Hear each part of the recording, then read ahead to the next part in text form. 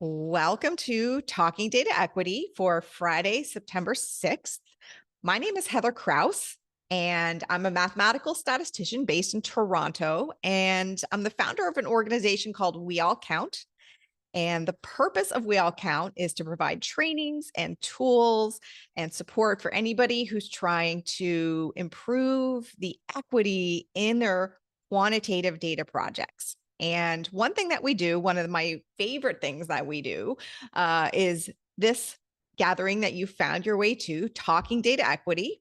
We do it most Fridays. And Talking Data Equity, if you're new here, welcome. We're really, really excited that you're joining us. And what this is an informal drop-in conversation. You don't have to pre-register. You don't have to pay money. Essentially, it's a place for anybody in any sector in any part of the world who's interested in paying attention to how the choices that we're all making in our data projects are influencing who gets prioritized or what values get embedded in the evidence that we're generating. And we spend time together on Fridays, kind of comparing notes, talking about what's working, sometimes talking about techniques. And the number one thing we're trying to do is end up on a Friday remembering that we're not doing this alone. And to that point, we sometimes have special guests, and we do have some special guests today. I'm very excited to introduce you to our special guests. And right after I do that, I'm going to turn the screen and the presentation over to them. And what we ask in terms of logistics, because we run this as a Zoom meeting, so you have control over your own video and your own sound settings, is that when our special guests are talking and sharing, you keep your microphone turned off. Do whatever makes you comfortable in terms of your video, but keep your microphone turned off while our special guest is sharing. And feel free to have all the conversations you want to have using the Zoom chat. And you can chat to everyone, or you can direct message me if you want to share a comment or a question privately. And then if there's time, which there usually is at the end, that's when, if you have a question that you want to ask our special guests, you can raise your hand and we'll set up the options for you to turn your microphone on. And I'll answer our number one question right off the top, which is yes, this is being recorded, and we will share the recording as well as links to all the resources that are going to be talked about. And there's a lot of resources that are going to be talked about. We share that in our community data equity forum. I've just put the link into the chat, and you can always find our resources there. Okay. So enough from me. Let me tell you about our special guests. We have two special guests today from RTI, Vicki and Lisa. And Vicki Johnson Lawrence is a senior health equity researcher and program director in the Community Health and Implementation Research Program at RTI International.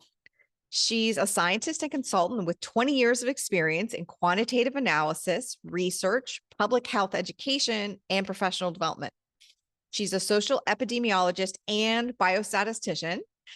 Though through a series of career experiences, she has become an expert in community-based participatory research, particularly in health equity for aging adults, such a crucial area. Her previous work includes leadership of community-engaged behavioral public health initiatives through a multi-year public health crisis using evidence-based and trauma-informed practices. We are so excited to be able to welcome Dr. Johnson Lawrence here with us today. As Dr. Lawrence, sorry, excuse me, something just went wrong with my computer screen. Dr. Johnson Lawrence currently works on various research and evaluation projects to uplift trauma-informed and community-engaged methods for advancing health equity through scientific efforts. And Dr. Johnson Lawrence is going to be joined by a colleague from RTI today, and that colleague is Lisa Lines. Lisa is a senior health services researcher at RTI International and an assistant professor at the University of Massachusetts Chan Medical School. She holds a PhD in clinical and population health research and a master's in public health. And over the past 25 years, Lisa has worked in clinical research settings, hospital and healthcare settings, as well as consulting firms. She's been with RTI for the last 15 years and has led the RTI Rarity team of data scientists, social epidemiologists, economists, health geographers, and public health analysts working to use data science to improve health equity. So you can see both of our special guests are very, very talented, very experienced, and know a lot about equity. So I'm very excited that they made time in their schedule to join us today. And I will turn it over to you, Dr. Johnson Lawrence and Dr. Lyons. Thank you so much, Heather. So happy to be here and sort of tell you all about the work that we've been doing, which is definitely using data to improve health equity. So right up there with the theme of this group and this meeting and your work, Heather. And I am pleased to share a little bit about the RTI Rarity Project, which was briefly introduced there. We're going to start by kind of talking a little bit about drivers of health. And this is a framework that I learned about in grad school, where we talk about what are the drivers that are actually influencing health outcomes, and kind of these clinical factors is one area of data, right? So this is like the EHR, the claims data, that the clinical information. There are also genetic factors that drive our health outcomes, but not many conditions are fully genetically driven. Most of them are actually driven more by behavioral and social factors. And so that's where we sit, RTI Rarity, really in that area of behavioral and social data.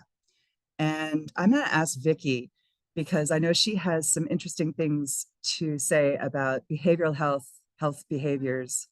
Go ahead, Vicki. So in the world that I'm coming from, in the space of social epi, but also from community engaged perspectives, when we are talking about behavioral factors and social factors, it's very much the case that we can approach this with different frameworks. And as Lisa said, she has a particular framework that through which she's thinking about these factors. And Lisa and I have had conversations about what it means to talk about behavioral factors, such that sometimes it means behavioral health, as in the things related to mental health, or the patterns or behaviors that people adopt as it relates to how they cope. But sometimes we mean health behaviors. And I think of the discipline of health behaviors nested within public health from that perspective. And by that term, I mean the set of actions, beliefs, attitudes, and such that we have in place that drive why we do what we do, and the behaviors that we are willing to adopt or leave behind. So as Lisa and I have talked about the drivers of health, I think we very much agree that the definitions or the ways that we frame behavioral factors is expansive, and it's not one-dimensional. And as such, when we talk about these factors, we are sensitive that your framing can have a significant impact on how we interpret the data around us and what it means for defining equity. If we mean it from a perspective of information we collect about the behaviors people choose to enact, it really does reflect very much on the social environment that people are coming from. And that contextualization is really something we pay a lot of attention to when we think of the box of social factors. So that's very much a place where Lisa and I overlap. Absolutely, Vicki. And, I think one of the interesting things about all of the data that we're talking about here is, what could be included in one place versus another is sometimes up to interpretation. So whether it's a social or behavioral, they overlap is the big thing. I mean, everything here is connected. So nothing is really in a discrete box. Sometimes things are behavioral, but socially driven. So this is our kind of overarching, the way that we categorize the data in the social and behavioral health areas. We've got over 200 measures in 16 domains. Not all are social drivers of health or even behavioral drivers of health. So some of these are actually just contextual factors, such as geography, literally the latitude and longitude of the place where you're living, and the altitude or elevation, because that actually can have an influence on our health outcomes. Also, things like demographics. And we make a really a really clear distinction between demographics and risk factors for bad health outcomes, because when we're talking about demographics, we're talking about age, sex, race, ethnicity, other things like veteran status even can go into that bucket. And excuse me, we don't believe, I personally don't believe, and I think as the project leader, we kind of spread this through the project team, which is that, sex, age, race, these are not actually the risk factors. The risk factors are racism, ageism, sexism, and bias, stress, trauma that accumulates because of our identities. Vicki, I know you have thoughts on that as well. So would you like to say something about this area?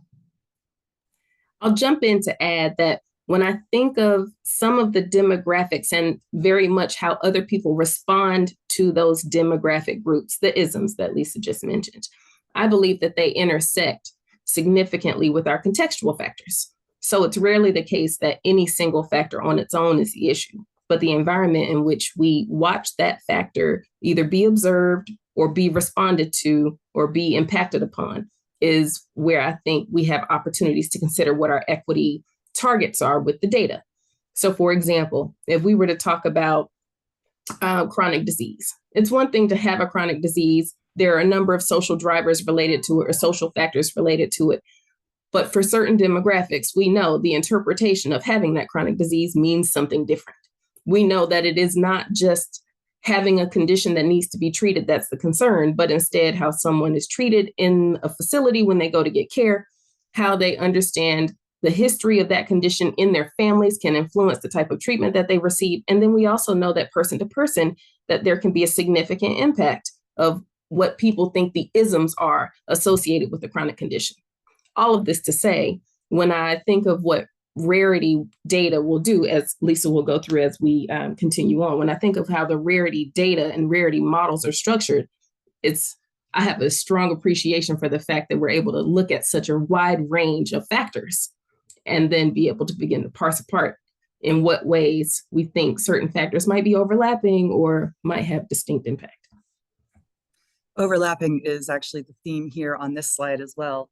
So everything is connected, everything is correlated, and for the most part, where we put a particular variable in terms of which domain, again, there are nuances to that, and a lot of nuances with how we name the domains and how we think about these domains. I mean, when we talk about health behaviors again and how that translates to health status, community well-being is also a huge thing that we don't want to just look at the deficits or the vulnerabilities or the risk factors. We also consider protective factors such as community well-being.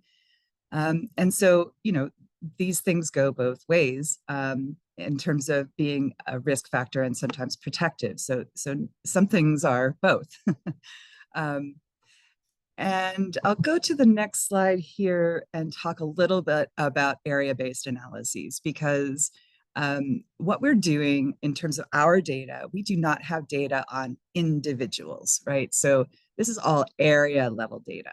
We actually focus on the census tract. That is, generally around 4,000 people on average. You can get data at the census block group in some cases, but most of the data comes in either at the tract or up to the county level. And you can see on this slide, what we're showing is kind of the difference as you move from census block group to tract to zip code to city to county, the difference in the scale in terms of how many people you're talking about. And my big thing here is that, in public health, the big problem that I see is that a lot of the data that are available to us comes in at county level, county or parish level. And, I used to live in Los Angeles County with 10 million people. It's larger than many states. Making an estimate across that many people is less meaningful when you're trying to get at what's driving health outcomes. So we really try to get hyper local with these data, and really focus in at the neighborhood, in which we define as the census tract. this example here that I'm showing is actually in the Denver area, which is actually where I am right now. So I'm right down the road from Aurora, Colorado right now.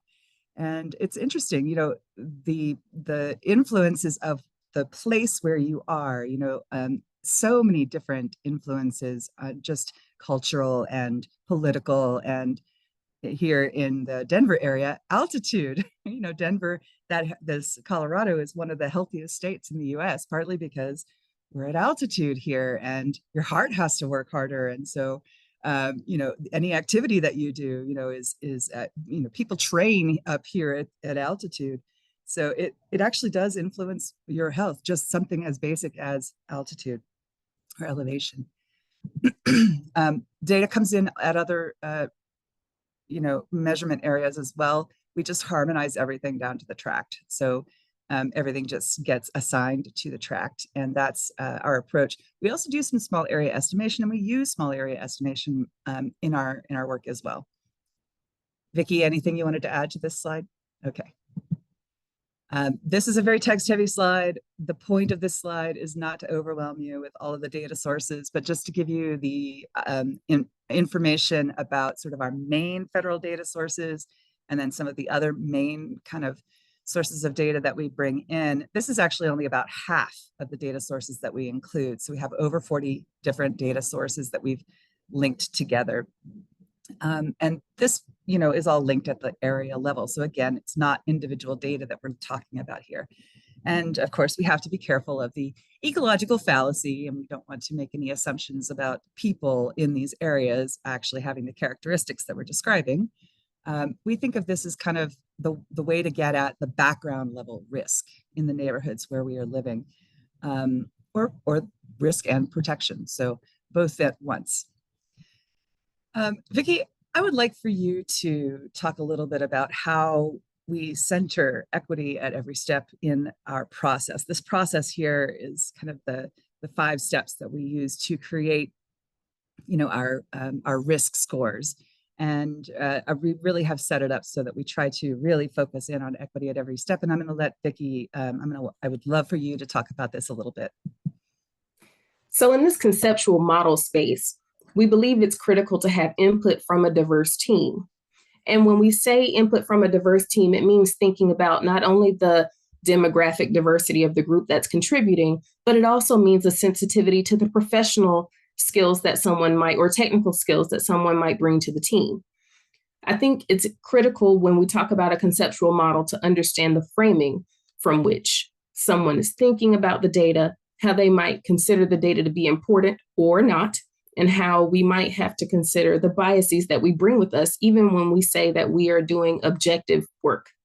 The ways that our objectives are defined is very much influenced by the life that we live and the background that we've come from. So having a diverse team has been critical to making sure we get various perspectives, both in professional spaces, but also on an individual or demographic level. In terms of data curation, again, we're sensitive about the limitations and biases of the individuals, but this also applies to the data sources that we have. So one of the conversations that we've had a few times is about considering the limitations of the data that are available, the data that exist, and what that data truly represent. While we can have data at an individual level, as Lisa has said, that doesn't mean that's the data that we have in these models. And with area level data, we are going to be restricted to making area level inferences. And we have to be really careful to not stereotype about what is actually going on in the communities where that data or those data have been collected. So we're sensitive about ensuring that our data are representative of population level or population-based estimates. For the modeling, we're careful to make sure that there are no assumptions about the form of the data as it comes in. So in using non-parametric approaches for rarity work, we have been really intentional to make sure we are not assuming that they all have the same type of distribution. We are not assuming that there are, or we are limiting the types of assumptions that we have in place about how the data will perform compared to the estimates, or as we make these estimates in the analyses. As a result, we use ranked percentile scores. We think that this helps to interpret the findings. While we appreciate that normalized scores might be a norm, it doesn't mean it's the only way to do it, and it makes it more interpretable and more digestible for a wider range of audiences to make sure we're comparing apples to apples and that people understand what the rankings mean. Finally, in terms of validation, we think carefully about the meeting of quantitative and qualitative data. So we're sensitive that, yes, numbers speak to some people, but that qualitative information helps to qualify what's going on in the data. So it's not best practice to only have numbers. We always want to have the story that backs up the data that we are presenting, especially when quantitative. Absolutely. Thank you, Vicki. So this slide is an overview of the local social inequity scores that we currently have released, that are out there and available for use in models and in trying to tailor interventions. We're really focused on this idea of having tailored risk scores for specific outcomes rather than a general SDOH index. Our work on this is really driven by the idea that a general SDOH index is not sufficient for doing work in specific health outcomes. So we actually do, we start with a fairly general SDOH index, which is our risk score for life expectancy at birth. And this was released, this was our first score. We really wanted something that could be relevant to most people. And because life expectancy at birth is a core public health outcome and is relevant to most people, we thought that would be a good place to start. One of the interesting things I think about doing these tailored risk scores is that we can actually try to understand how much of a particular outcome is actually socially driven or socially determined. So for example, for the life expectancy scores, our model explains roughly 2/3 of the variance in life expectancy at birth across the United States at the census tract level. So from my perspective, that indicates that, roughly 2/3 of our life expectancy is socially driven, because that's what's in the model. It's a model of life expectancy based on the social and behavioral data that we have in our database. The cancer mortality outcome, on the other hand, our model explains 98% of the variance in health outcomes. And so we might say, based on that perhaps cancer mortality is actually more socially driven than overall life expectancy. Same with drug overdose mortality, 99% variance explained. And this is kind of, we already know this. This is reinforcing what we already know, that some conditions are definitely more socially driven than others. I'm going to talk a little bit more about the validation in terms of variance explained in a moment, but I do want to just say that the excess mortality measure, which is just released this year, and the local climate impact score, which is also just released this year, are two latest forays into creating risk scores. And we're going to actually show you a live demonstration of the excess mortality interactive map later on in this talk. Vicki, did you want to add anything on this slide? I won't add anything specific here, but I will note that there is a question in the chat just about the ranked percentile scores and about whether we mean brackets, buckets, or quintiles, quartiles, or something else. And so as you're explaining the risk scores, just wondering if you might want to comment on that briefly. Yeah, so the scores are on a 0 to 1 scale. And you can think of them as, increasing risk goes with increasing score. So if someone lives in a neighborhood that is in the top decile of risk, that is obviously going to be a very different risk scenario than someone living in the bottom decile or the lowest decile. So we can we can look at these in quartiles, we can look at them in terciles, whatever quantile we want to look at. But we do use this 0 to 1 scale for all of the risk scores very specifically so that we can actually rank all the tracts in a place relative to all the other tracts in that place you can actually see for a particular state, for our within state models, which places are, high risk, low risk in a state or across the whole US. So we have different versions of the scores depending on whether we want to look at, this state versus that state or multiple communities across the US, or if we want to look at just one state and do a deep dive in one state. So we have both approaches because, again, trying to compare apples to apples so that, if we're doing a within state analysis, we're not, using national percentiles. Yes, and in terms of standard deviations and z-scores, so our raw scores are actually z-scores. So we actually rank them on a percentile basis after we do the raw score, which is a z-score. So we do both. We find that the rank percentile approach is a little bit more interpretable than saying, okay, standard deviation, one standard deviation increase indicates blah, blah, because a lot of our community partners are not going to be familiar with this idea of standard deviations and z-scores. So we're putting this in a more, a more approachable scale of, people are somewhat familiar with percentile scores. So you can see how what we're trying to do is make interpretable AI-based models that can be used, sort of in communities. And so they need to be explainable, interpretable. And that is the main focus here. Thanks, Vicki, for pointing out the note in the chat. So this is the validation slide.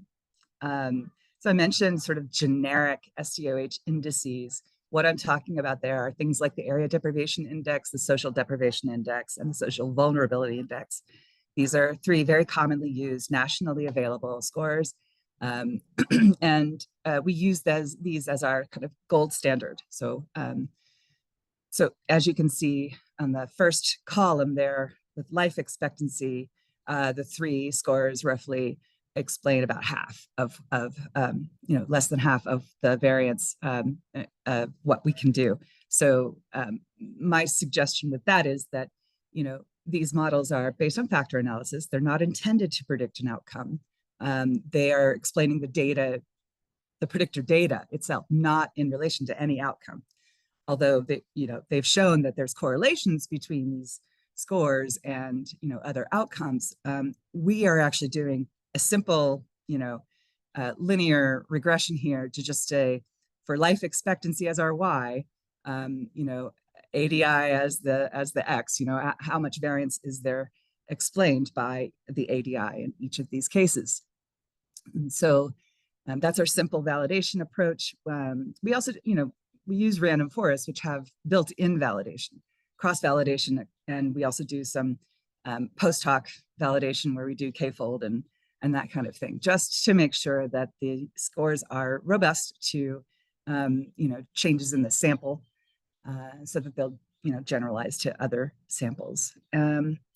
So I mentioned the drug overdose mortality rate there, showing 99% variance explained. The quality of life measure that we have also recently done is 98.4% variance explained. So all of these are R squares, right? Adjusted R squares. When I first started seeing these, I was just blown away because I was not expecting these models to do this well in explaining area-based outcomes. But the idea here with this score approach, these different LSI scores, is that if you put the score into a model, you're basically controlling for the neighborhood effect and the group effects, right? So when we do that, all that's left is the individual variation. And so, if when we link these data, these scores up with individual data, we can actually see, what's left is the individual variance after we control for the neighborhood. And in particular, the drug overdose mortality score, you can see how poorly the ADI, SDI, and SVI perform. Same with ADRD prevalence, that's Alzheimer's disease and related dementias. And so my my feeling is the general SDOH indices are especially bad at explaining some of these health outcomes and should be avoided, basically, because they are insufficient for controlling for the neighborhood. And that's what you're trying to do when you're trying to put in one of these SDOH indices. I will stop there, checking the chat. Yes, thank you, Heather, for spelling those out in the chat. Vicki, did you have anything you wanted to add to this? No, okay. So I'm going to pivot here to a live demo. And I'm going to stop this particular share and switch over to my other screen.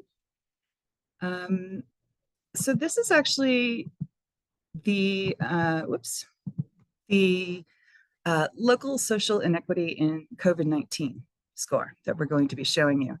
And we published the poster, we're in the process of publishing the paper.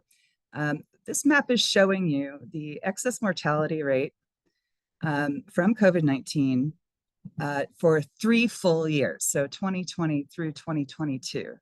And the darker red has the higher excess mortality. The blue is actually negative excess mortality. So this is actually an interesting thing that we see. In some places, like in the Midwest especially, fewer people died than would have been expected based on prior mortality trends during this 3-year period. And one of the things that we noticed actually about these blue zones is the differences in predictors are pretty much hard to see any real differences on average. But the big thing that really drove these blue zones is population density.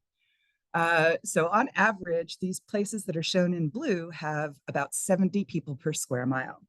And on average, the other tracks all have over 1,000 people per square mile on average across those tracks. So you can see what a difference something like population density has made in this pandemic. The folks who left New York City and went to upstate, were actually definitely going to a less risky environment, regardless of their own personal behaviors. One of the things I really think is important to note about this COVID-19 model is that, I'm going to go over here to this more information slide. What we did was actually looking at variable importance, which comes out of our model. It tells us approximately how much a particular variable would increase or decrease the error rate if it weren't in the model. So that's basically how we determine variable importance. And during the pandemic, at least in my circles, everyone was talking about age, sex, race as the predictors that were driving excess mortality or driving the COVID-19 pandemic. But as you can see, when we look at variable importance grouped by domain, the demographics domain was the least important domain in terms of excess mortality during those 3 years. COVID itself was in the middle of the pack.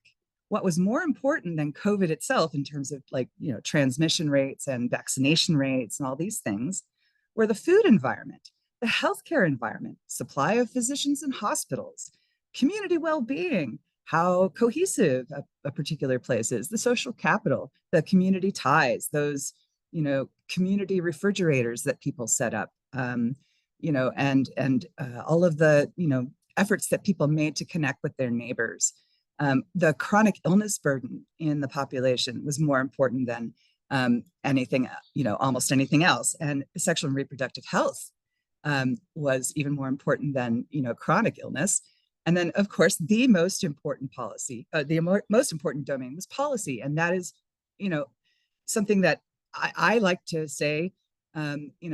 We saw this during the pandemic, but this is actually, kind of proof that really the most important thing was not demographics. It was the least important. The most important is actually policy. And that policy domain only has 2 measures. And they're really just proxy measures for kind of politics, right? So the politicization of the pandemic really did have a strong effect on excess mortality during the 3 years of the public health emergency. If you want to, you can visit yourself and explore some of the measures that we have. So for example, you can see in the COVID domain, the infection rate, the vaccination rates, case density, test positivity. And in the environment domain, it's things like air pollution. Education, was actually sort of just below environment. And you can see a lot of these are actually school-based measures, like free and reduced lunch participants. And I see there's a bunch of interesting chat going on.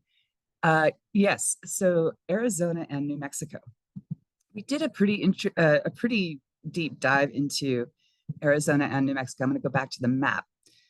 As you can see, Arizona here, New Mexico here.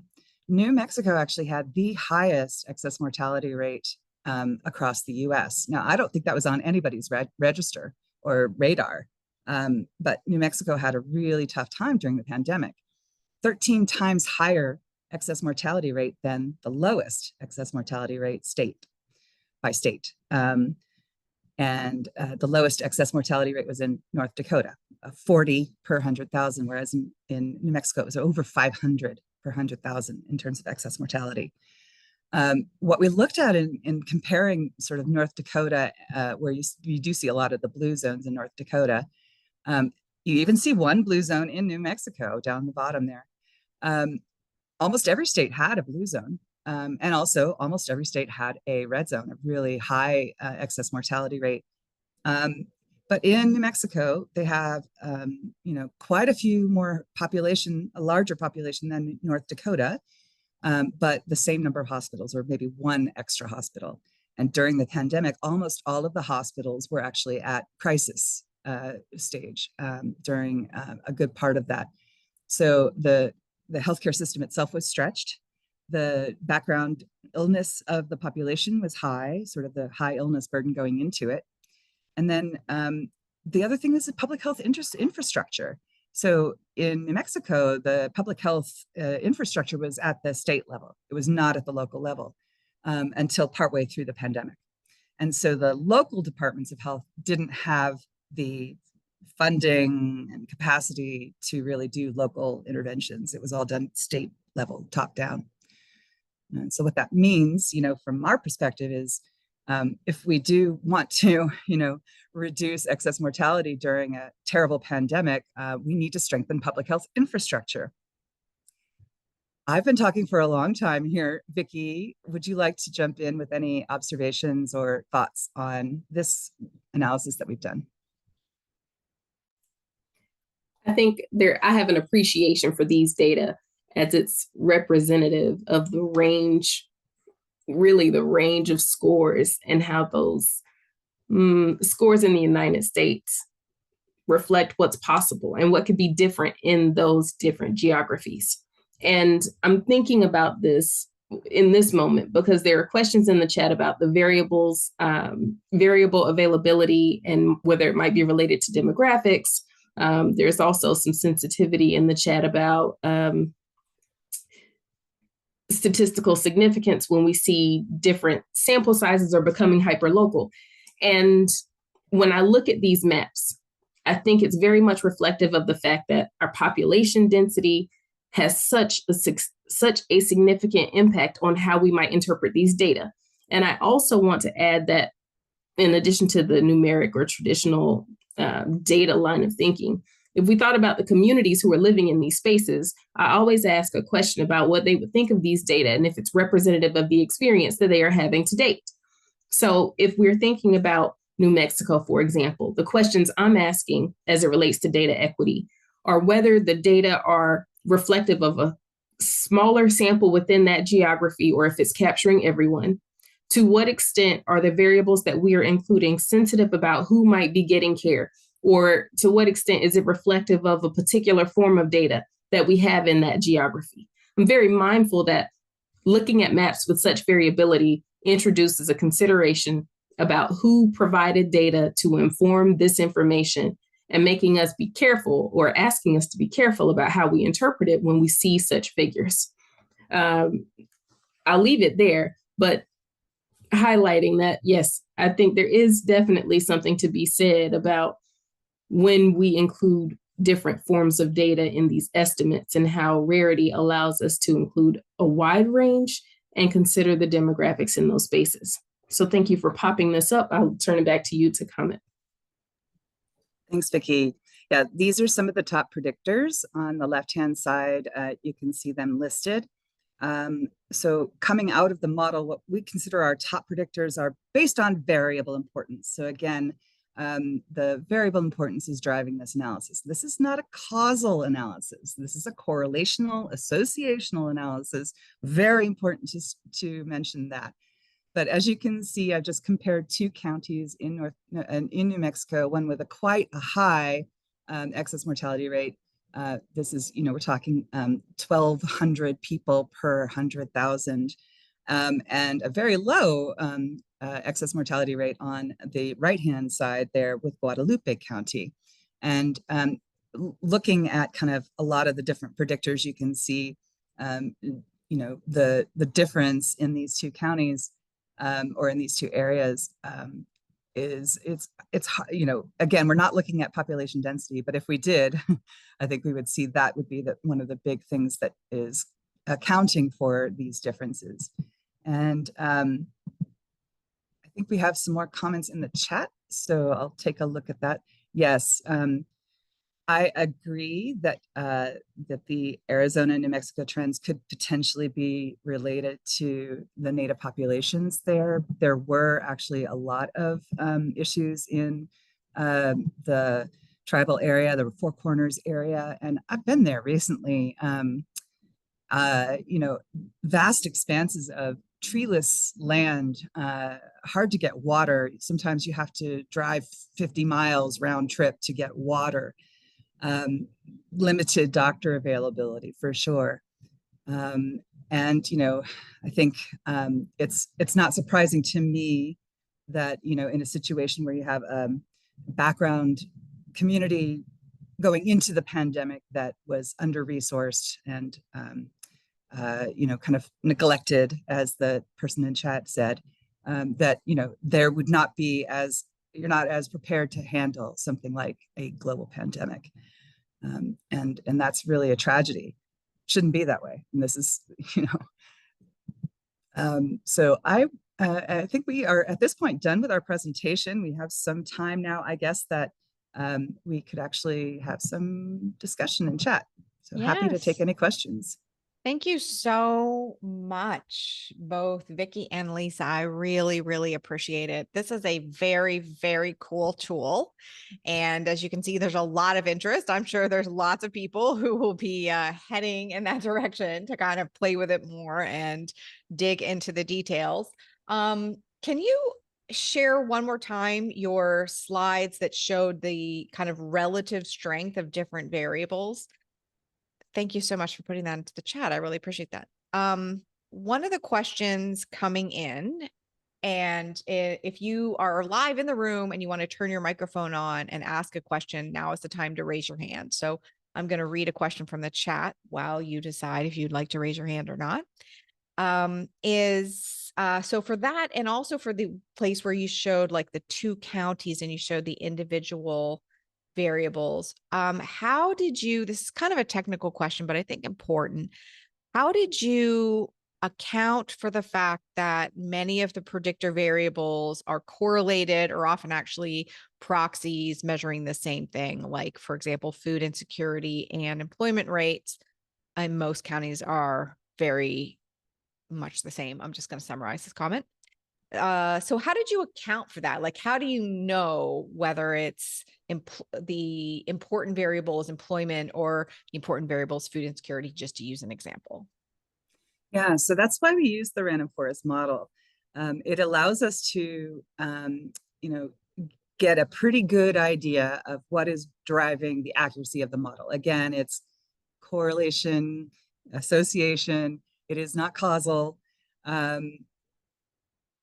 But in terms of, handling highly correlated variables, random forests are really good at that. That is actually a huge benefit of using the random forest in social driver work, because everything is connected, everything overlaps, and teasing out, what is really driving an outcome in a linear regression kind of way is quite challenging, especially because really everything is connected and collinear and correlated.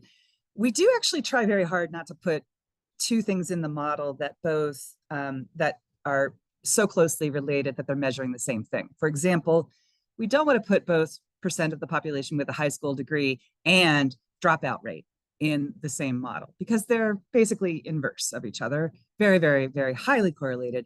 And if we put them both into the model, they would soak up the same, the variable importance would be split across those two measures, right? So we only want to use one of those. We generally would use the one that is more complete and, potentially more correlated with the outcome.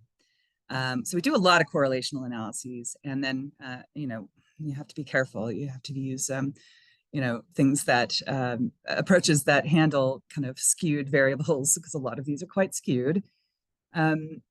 I hope I answered the question, but that's how we handle it. Yeah, I think so. I think that is a great answer to the question. So is there anybody in the room that would like to turn your mic on?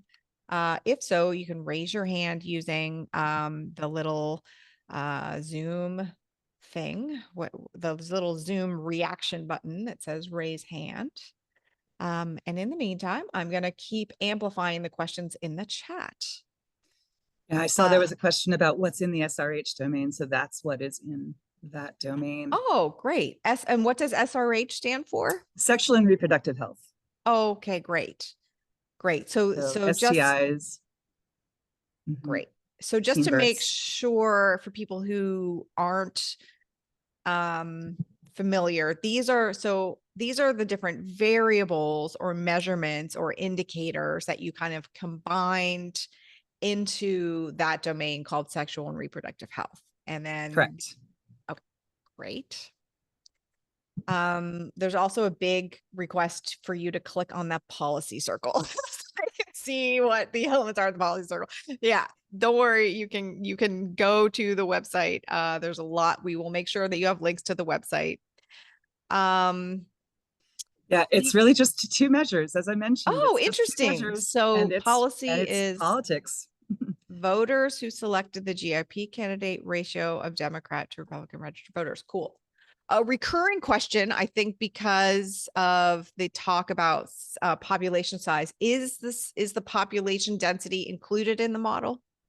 Yes, it sure is. We include latitude and longitude, elevation, population density, other things like that to give that context.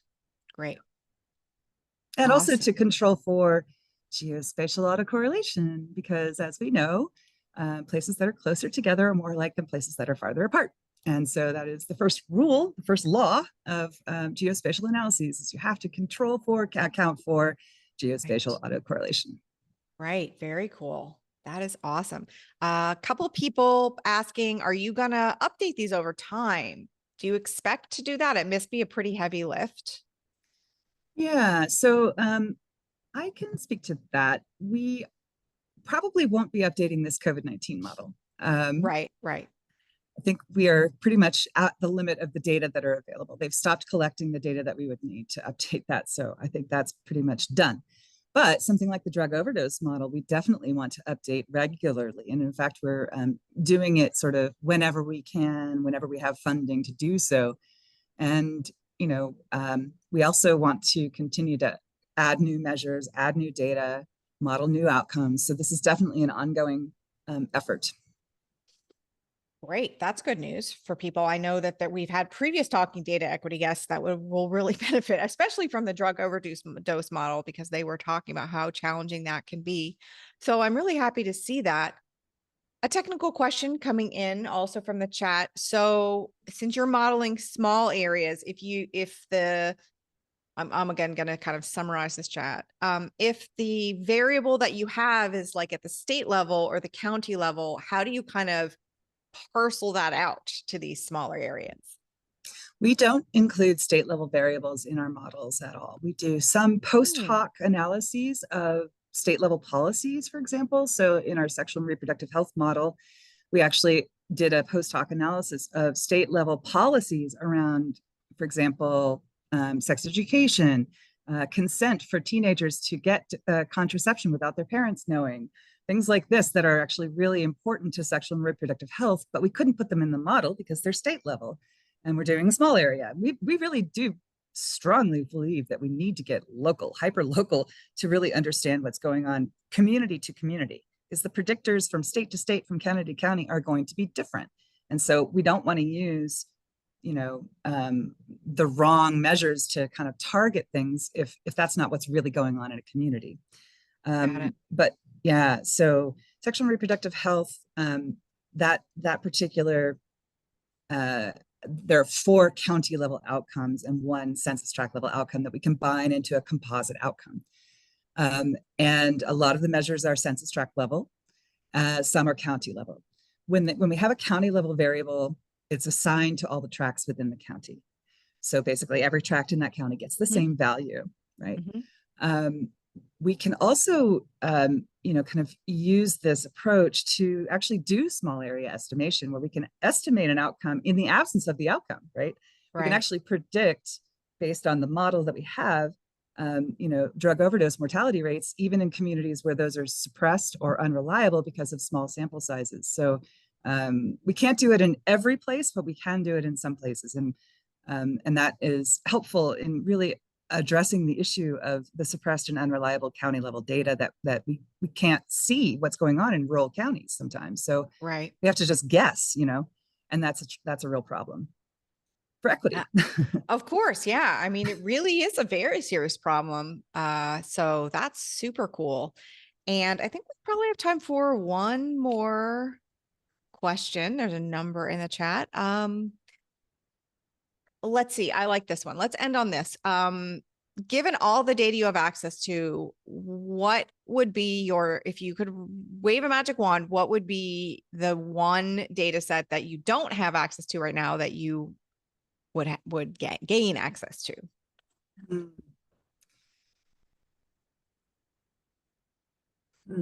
Well, I want to say what we don't want to do.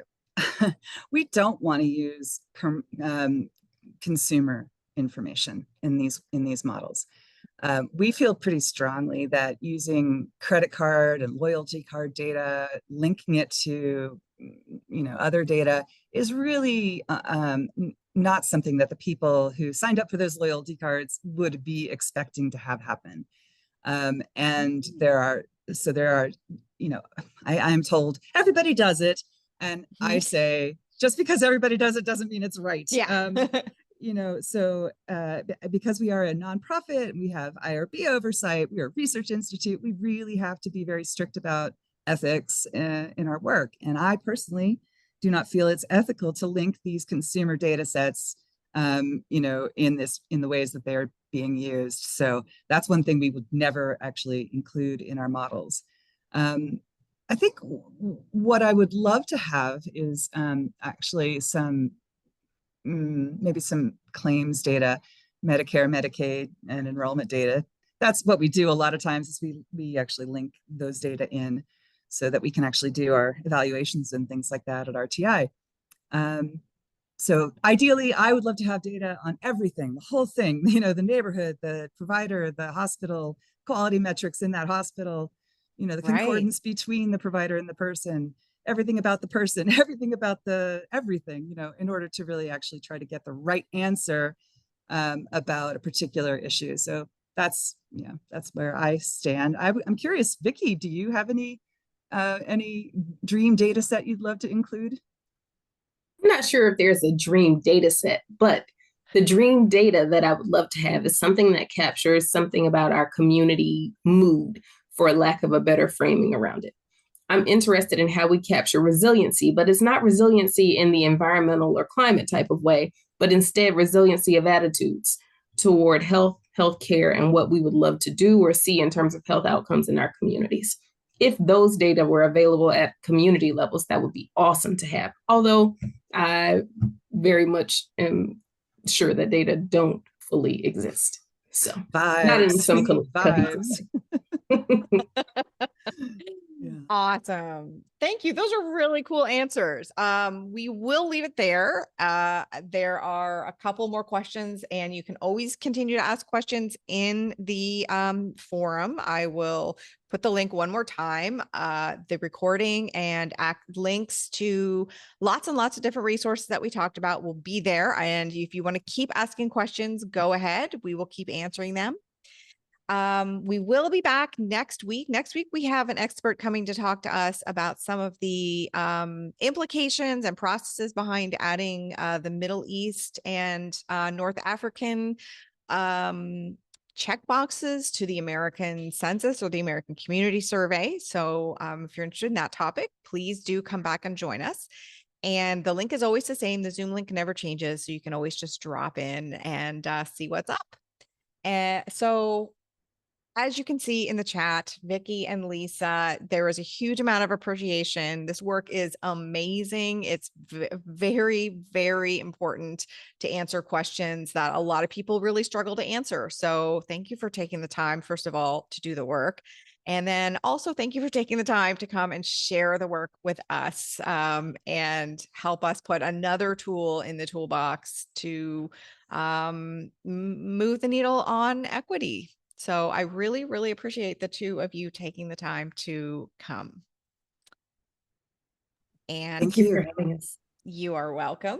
Everyone else who's here, it would never happen without you. We really, really appreciate you also taking the time to come and join the community, ask your super intelligent, insightful, curious questions, and just remind everybody that nobody's doing this work alone. Have a fantastic rest of your day and a great weekend for those of you who get a weekend. And we'll see you next Friday. Bye, everybody.